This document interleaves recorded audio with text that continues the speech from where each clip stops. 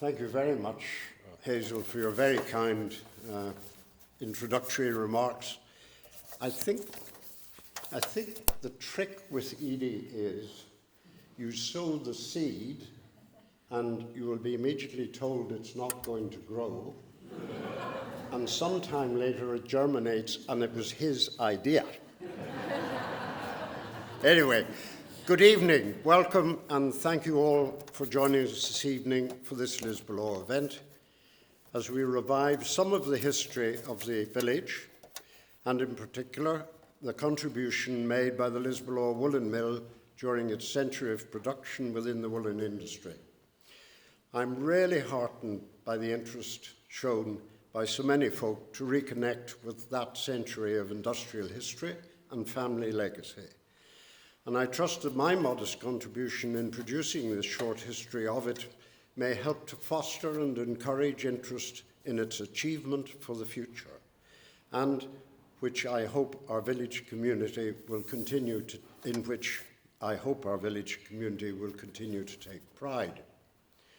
So this evening, I'll endeavour to complement the book with some further thoughts and to record some of the benefits which the Lisbellaw Woollen Mill brought to our village in its time, along with a few further personal reminiscences. However, you will appreciate it has not been easy to condense over a century of history and some legend into a brief talk. But at the outset, I'd like to say thank you to Elmarie Swainpool and also, of course, to Hazel Long from the Lough Erne Landscape Partnership, both for their hospitality here this evening and for their encouragement and the sponsorship for the book, supported by the National Heritage Lottery Fund, and also to Ashley Robinson from Lough Erne Landscape Partnership for her help and guidance for this evening, and to both Joe Crawford and Selwyn Johnson, and I'm sure they're well known to all of you and proven experts in their respective fields, and they will both share their knowledge with us later. So how did the preparations for this short history on the endeavours of two Scottish families come together? Well, you've been given a little bit of a background on it, and it really simply began with Sinead Riley, who is here this evening. I'm delighted to see her. She's the Fermanagh Museum's Development Officer and suggested that I might consider writing on the subject of Lisbellaw Woollen Mill. And as I allowed the years to pass, then both Hazel and Sinead reminded me gently that it was about time that I should be doing something about it. So, with their encouragement, that's how we're here this evening. So let's move on. First of all, I'm going to ask you for a bit of help. Can I ask anyone here who recalls the sound of the Lisbellaw Mill horn? Yeah, that's a good dozen. Well, that's hugely encouraging because I really feel happy now. There's still some folk around as old as myself. Anyway, that mill horn, I think it's a generally accepted thing in this part of the world that you didn't need to own a watch within 5 miles of Lisbellaw in its day. 8 o'clock in the morning, 12:30 for lunch, 1:30 back from lunch, and 6 p.m. quitting time. And it was heard all over the countryside.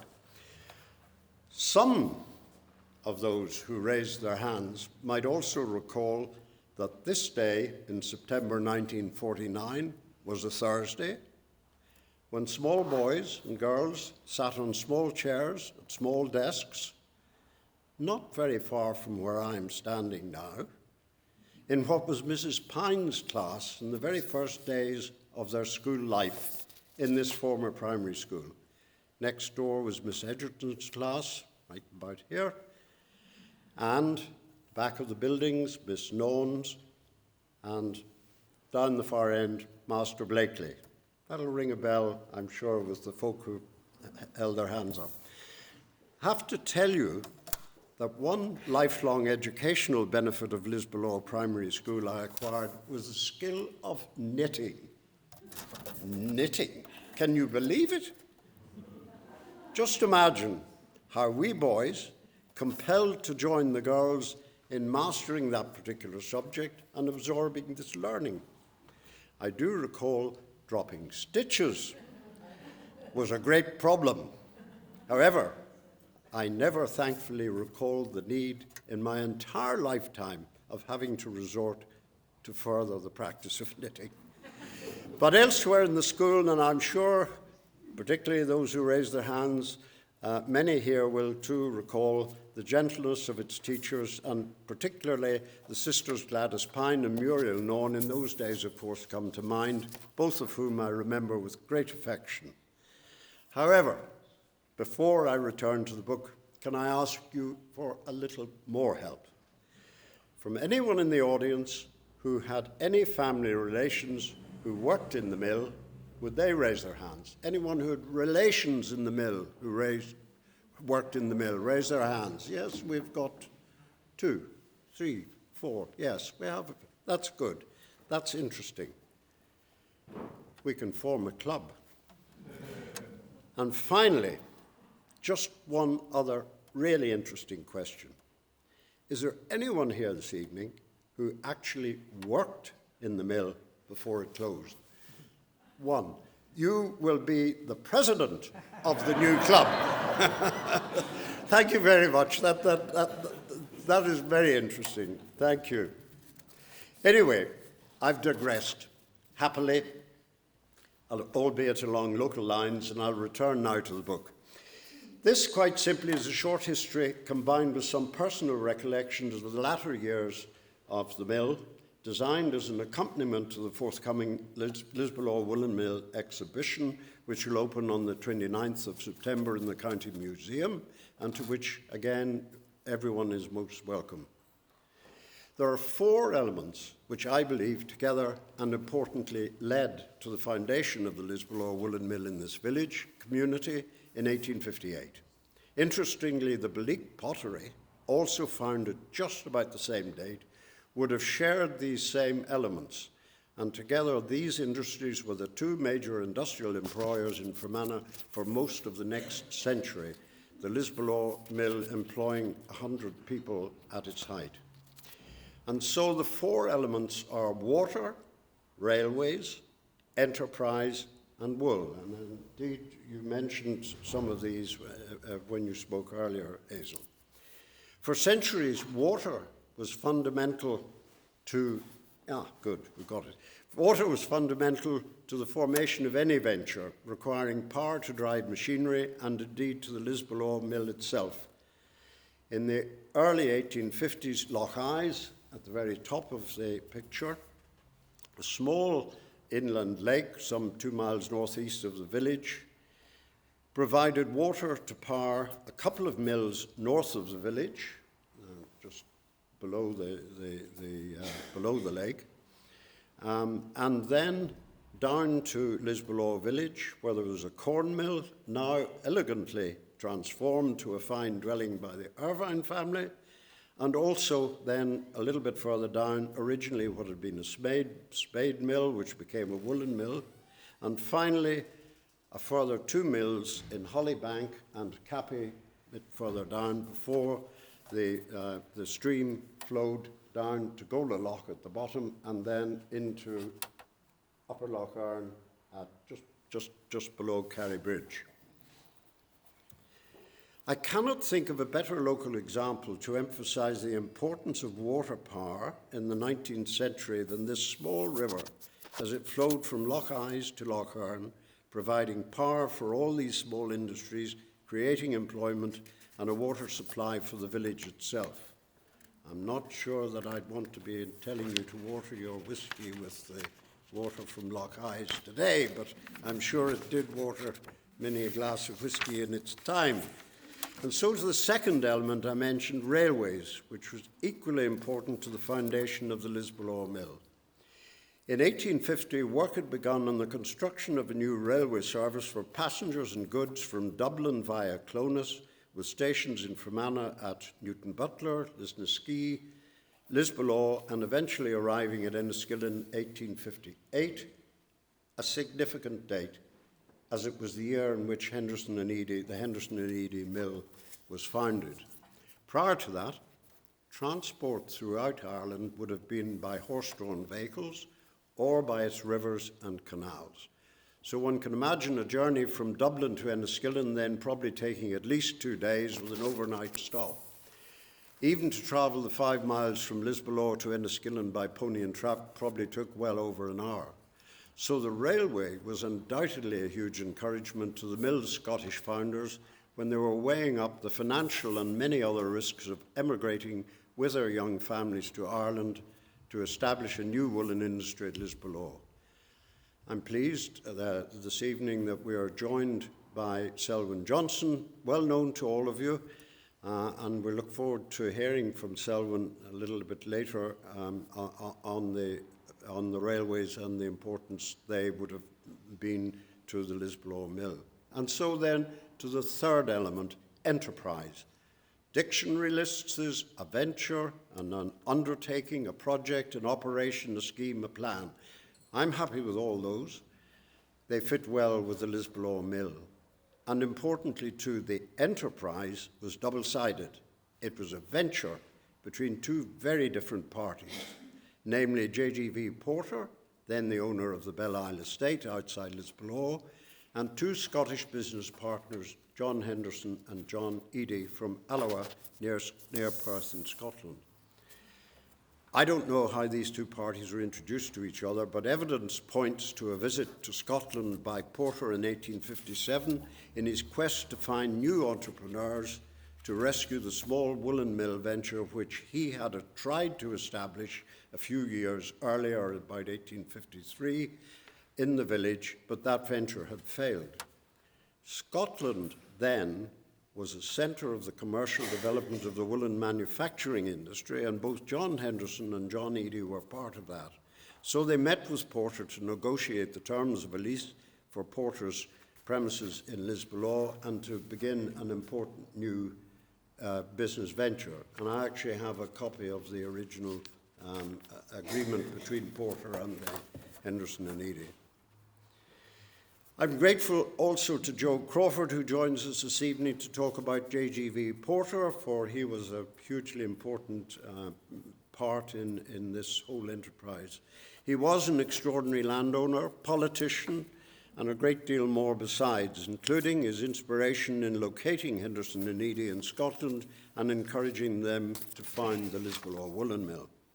And then to the fourth element, wool, of course, was the vital element.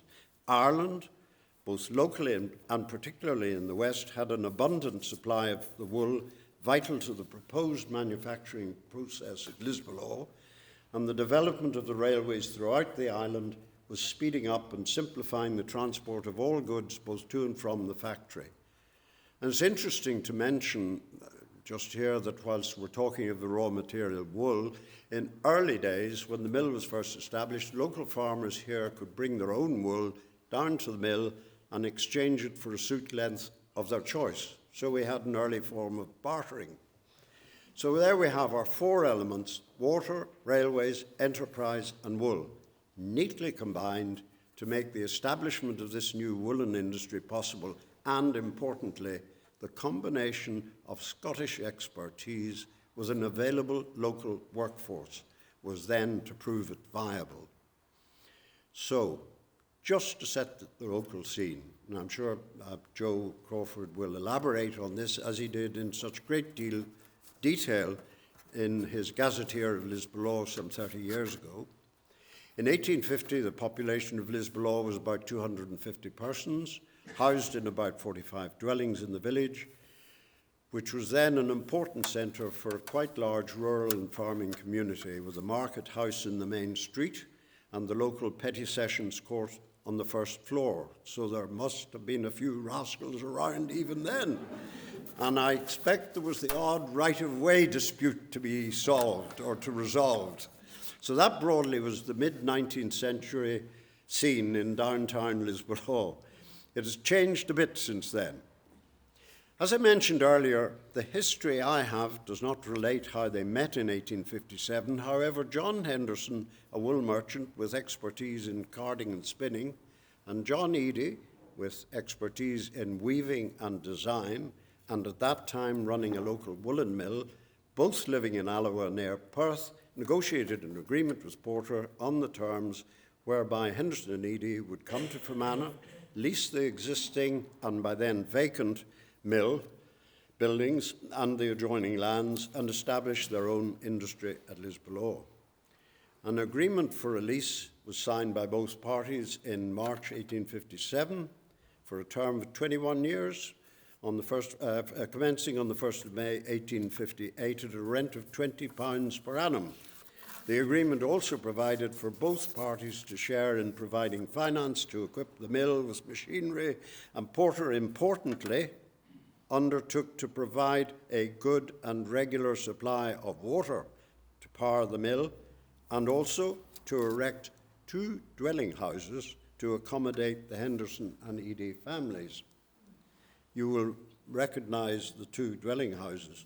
However, their arrival at Lisbellaw with their young families was only to discover that the construction of the 2 houses promised to them by Porter had barely reached first floor level, which meant an immediate search for alternative accommodation.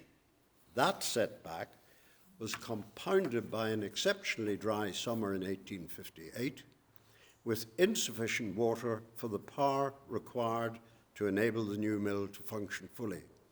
In his agreement with Henderson and Eadie, Porter had agreed, as I said, to undertake an engineering project to increase the size of Lough Erne, but that failed to realise the enterprise. A letter from my great-grandfather to Porter, clearly expressing frustration at the situation, concluded with the words, "And so we are returning to Scotland."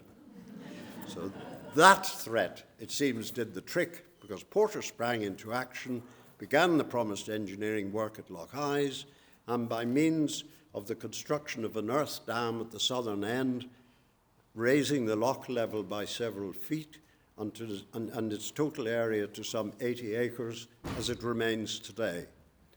John Henderson and John Eadie signed an agreement in 1858 in which they agreed to an equal partnership in their new venture, and I have a copy of that as well, and that equality between the 2 families remained for the entire period of the mill's existence. There were 50-50 partners. That never changed between the families until the company was finally closed in 1981.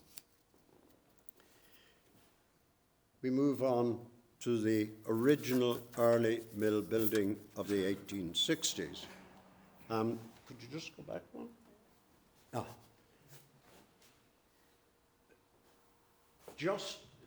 I don't know if you can see it from where you are, but just here is the Church of Ireland church tower, and you can just very faintly see the Catholic Church up here. And sorry, thought about that. Church of Ireland church tower just there, the Catholic Church over here, and interestingly, taking photographs in 1860 or 1870 was quite an amazing process. I mean, it probably took you at least half an hour to set the camera up, and you had to have a man with you to do things, and you had things over your head. And so the entire workforce, I think, obviously came out that day to watch the photographer taking a photograph. So it was quite interesting. That was what the original building which they leased from Porter when they came to Fermanagh. So then we move on to the improvements to that original building, which would have been the first 2 stories. In the 1870s, they added another story onto this building. The last photograph was taken from here. So they added another story on here. They added a tower on there, which I remember had a circular stone staircase, and the steps were all very well worn down with men going up and down with equipment and so on. And this was spinning. There was an engineering shop here and a finishing room over there. And you can just faintly see this long line here, that is the water coming from Lough Erne, which I mentioned earlier on, coming in this flume to the back of this building, where it dropped down in a pipe 30 feet under the floor of the building into a turbine which drove the entire mill operation. So there you see the importance of water getting in to run a business like this. And finally, just on this photograph, two houses up to the left were called the Limes and Foghard House, which were built in the 1880s. So,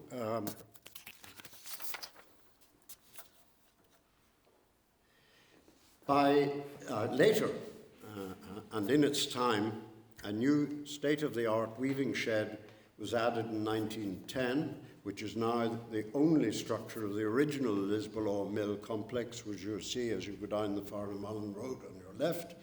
And further improvements and additions continued in the following decades up until the 1950s.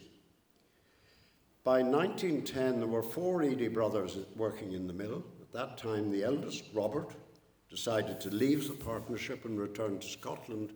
Short time later, he moved back to Ireland, to Beaufort, near Killarney in County Kerry, where he founded his own woolen mill, trading as Robert Eadie and Sons Limited. And that family farm still operates that mill and thrives there today under his grandson, my distant cousin, Andrew Eadie. And I'm delighted that Andrew is bringing a complete team up from Killarney for the exhibition in Enniskillen in a fortnight's time, which is tremendous. We'll see them all. Some years following Robert's departure, a further chapter in the Lisbellaw mill story began when, after the partition of Ireland in 1921, and because ensuing trade tariffs which arose between Britain and Ireland, the firm expanded into Era, as it was known then, acquiring and developing a derelict mill at Collooney in County Sligo, of which I've written in the book. To legally avoid tariffs, the Collooney mill carried out early woolen processes of spinning and weaving, with the products then transferred to the Lisbellaw mill for finishing. However, with the changes again in the economics of the day, the Collooney mill was subsequently closed in the late 1930s. So that briefly covers the birth and development of the Lisbellaw Woollen mill and its structures into the 20th century. But of course, I must speak too of what they produced.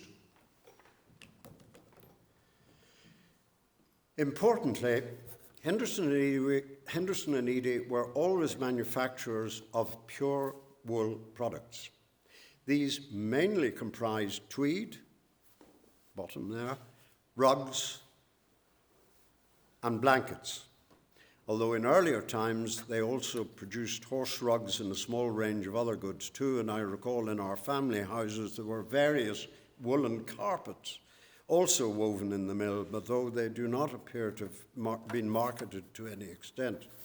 For 3 decades, from the 1930s onwards, and many of you here will remember them, the principal directors of the firm were Jimmy Henderson, Eric Eadie, and my father, Ian Eadie, with my grandfather as chairman, a position he held until his 89th year. My father, who also, with other young members of both families in those days, trained at the Galashiels Woollen Institute in Scotland and was responsible for the design work and weaving involved in the mill products. And with hindsight, I realise now what a significant responsibility that was to keep in touch, particularly with modern changing trends and clothing designs of the day. Jimmy Henderson had responsibility for carding and spinning, together with marketing and finance, and Eric Eadie managed the complexities of the early processing of the wool, importantly including dyeing of the wool in preparation for carding and spinning.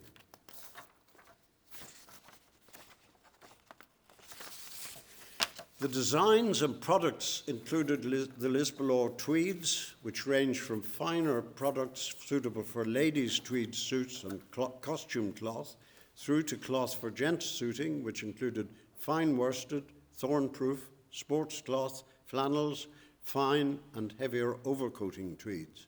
During both the First and Second World Wars, large consignments of khaki for military uniforms were produced too, as well as army blankets. Their rugs came in various sizes. The Erne rug is that one down there. The Erne rug was the largest and the heaviest. The Fermanagh rug was slightly lighter, which is this brown one here. And the Glencoral was a knee rug. There are many rug patterns produced over the years, including a wide range of popular Scottish tartans. Blankets, again, all pure wool, were in different sizes, weights, and colours. Multiple orders for these were received from hospitals, the military services, and other institutions, and a pair of blankets or a travelling rug were regarded in the day as an appropriate wedding gift. And I know there are still quite a few around in Fermanagh, and I'm sure I'll be hearing about them later on. The export marketing of mill products is interesting, perhaps even amazing.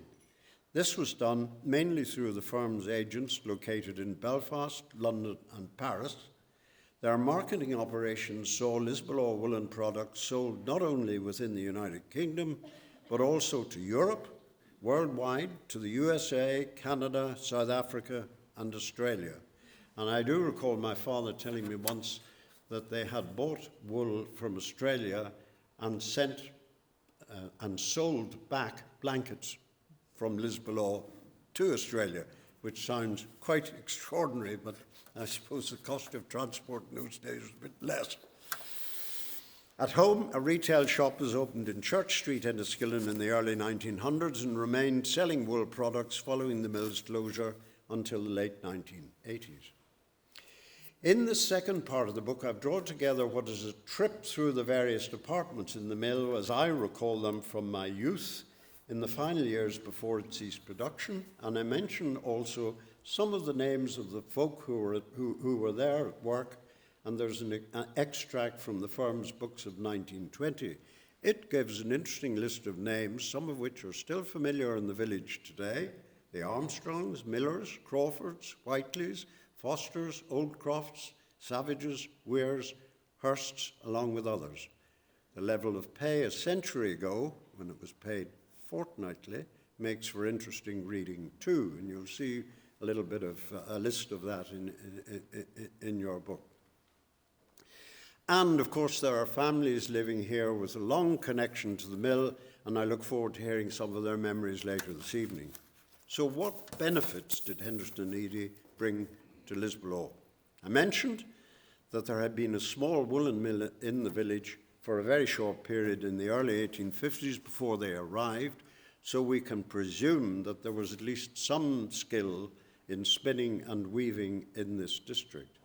When the new mill was set up in 1858, Henderson and Eadie also brought over skilled personnel from Scotland to train and augment the local workforce, and that was a policy the firm retained well into the 20th century, thereby always reinvigorating and incorporating the new developments in woolen manufacturing into their Lisbellaw mill products. As the mill expanded in the 20th century, more wool was brought in from Australia and New Zealand via the wool markets in Belfast to augment the wool purchased in Ireland. The early part of the 20th century was probably the most productive period for the mill, with a new weaving shed constructed in 1910 and a neat terrace of houses known as New Row, which will be very familiar. There may well be some owners here, I don't know, but they'll be familiar to you. It was constructed on Circular Road in 1911 with the object of attracting skilled staff and providing them with accommodation. Several other residential properties were purchased in the village for this purpose too. I mentioned earlier the two houses on the Farnham Road, which Porter contracted to provide for the founding families. These were subsequently extended as their families grew, and then two additional houses known as the Limes and Fochard House were constructed in 1880. The Limes is here, Fochard House was to the left, but has been demolished in recent years. The Limes, which is pictured there, was also replicated on the adjoining site, as I've said. And if you look across the street from here, directly across the street from this building, you will see a house exactly the same as that at one end, exactly the same picture. That was also constructed by the Henderson and Eadie around 1880 at the same time as these. So they are houses which are still in the village. Both mill families were much involved in the local activities. Records show their interest and support in the construction of a recreation hall built on Clough Road, now replaced by the Credit Union. The hall in its day served as a location for guides, brownies, scouts, cubs, badminton, bowling club, and many forms of light entertainment, and a wide variety of meetings. Both founding families played their part in many of those organisations, and with their Church of Scotland roots, became prominent members of Lisbellaw Presbyterian Church, were involved with the construction of the new replacement church there in 1908, and many are laid to rest in its churchyard. During World War I, Major Eric Eadie served in the Inniskillings and was awarded an MC for his bravery. He also received 2 Royal Humane Society medals for saving 2 individuals from drowning in local lakes. He was called up again to serve in World War II, as was Major Jimmy Henderson, who served throughout that war with the Royal Artillery. Both thankfully then returned to the mill, which must have been a huge relief to my father, Ian Eadie. Both my grandfather, William Eadie, and Joseph Adamson, the former mill clerk, had to come out of retirement to help my father keep the mill functioning for the very difficult entire duration of World War II.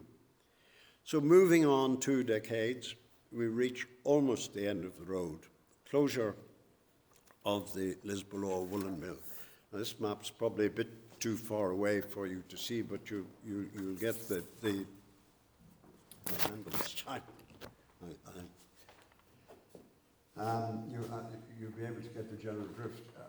Originally, of course, at the very top of the map is the railway line. Now that has been superseded by the A4 Lisbellaw bypass, and in the process of that being constructed, this is Creighton Shop on the corner, this is Main Street, this is Creighton Shop on the corner, and as you turn the corner and there's a fork in the road, the Weybridge House is there. Then originally the Snow Hill Road, as I call it, went off here. Now that, when the new road was built, that road was blocked. The recycling centre is just at the end of that now. So all the traffic then was moved to Brook Street, underneath the A4, and then the mill dam, as it was filled in, and the road then crosses the mill dam and joins up onto the Snow Hill Road just there. At that point, when the mill was operating and before the new road was built, there was a sluice here which controlled the amount of water held in the mill dam, and that water was then let out in the morning and ran down under the Brook Street, and then the Dog and Duck ran just under the main street beside the Dog and Duck and down towards the corn mill, which is now Robert Irvine's home, and beside that they constructed a small swimming pool in the day, and they had a water polo team apparently in the 1920s, I think. It then crossed a small valley in a flume and moved on down to the mill and into the building which I showed you a photograph of earlier on, just there.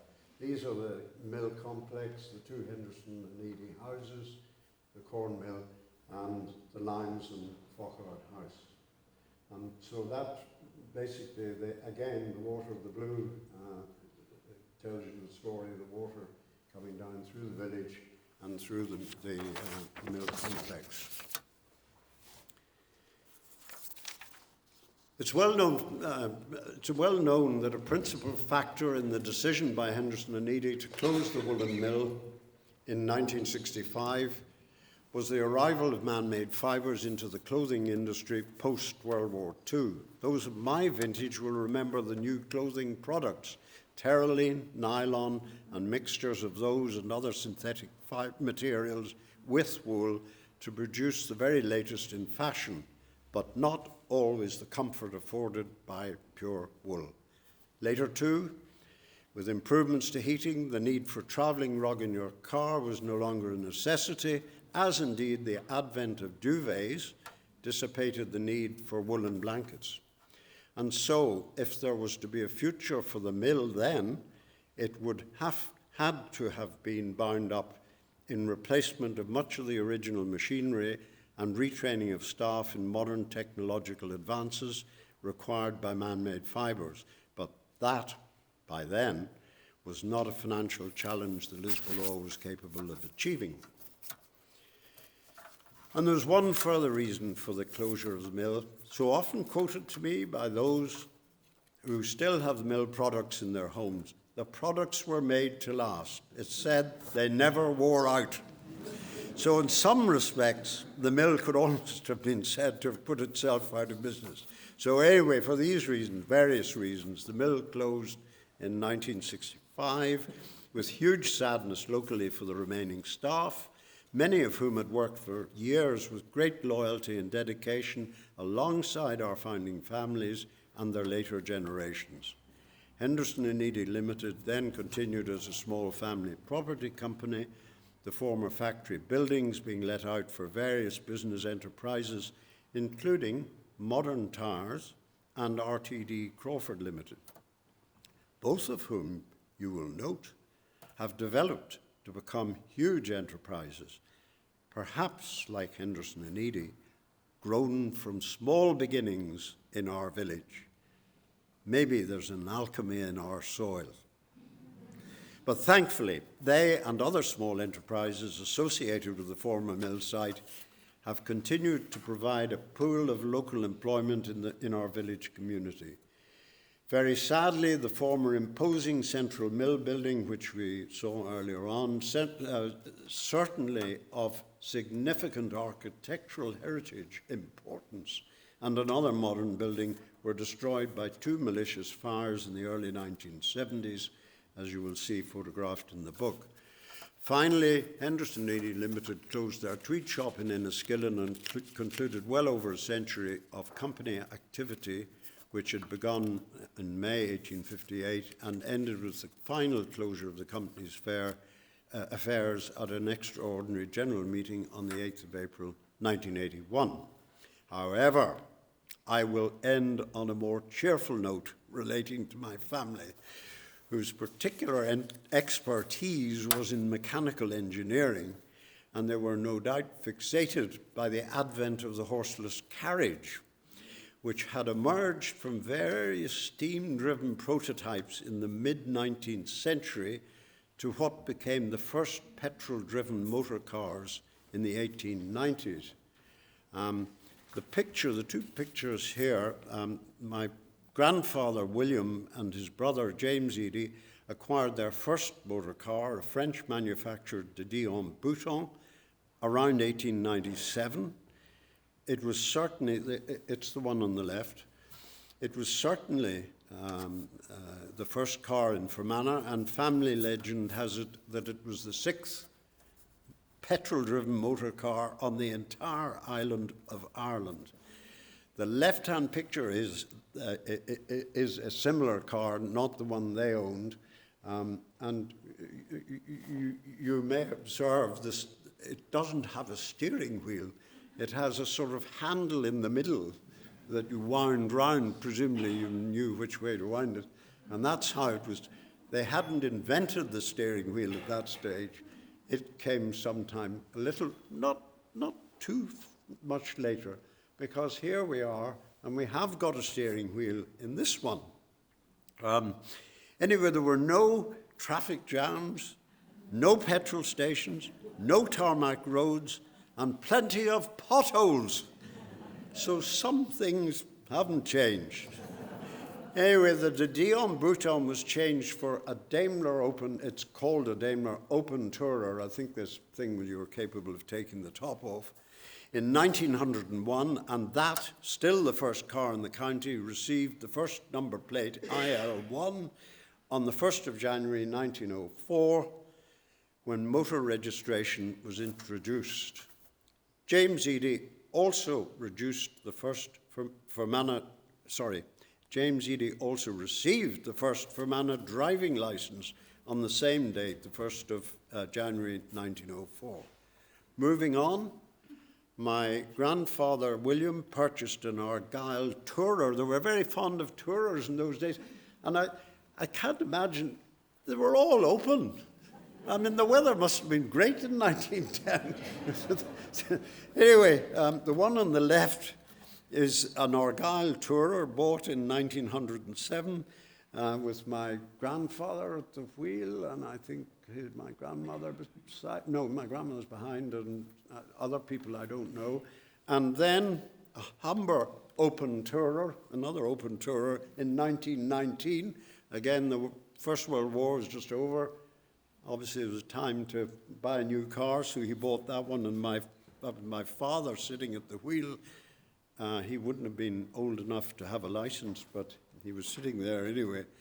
The next one on the left is a 1925 Sunbeam open tourer, so we're still getting the sunshine, which he bought in 1925, and followed by a Riley Saloon in 1946, and those people locally might recognize the gates at Snow Hill, which was my grandfather's home in those days. And then in 1949, on the left, a further Riley Saloon was my grandfather's final purchase of a Jaguar 2.4 litre in 1957, whilst he was in his 87th year. So he was still motoring at 87. There have followed many more modern IL1 models, which I'm not going to show you because you know them.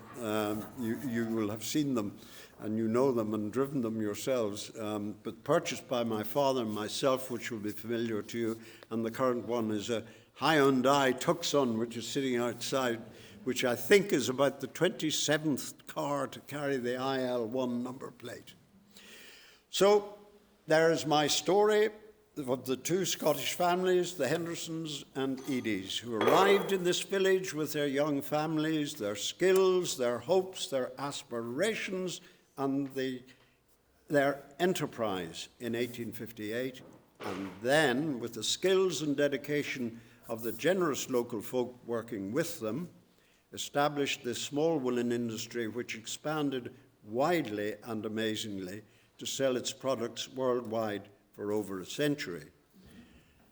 A final picture, a company leaflet from 1931, neatly captures another ethos: Irish wool and what we make of it. Thank you for listening. I do hope you enjoy the book.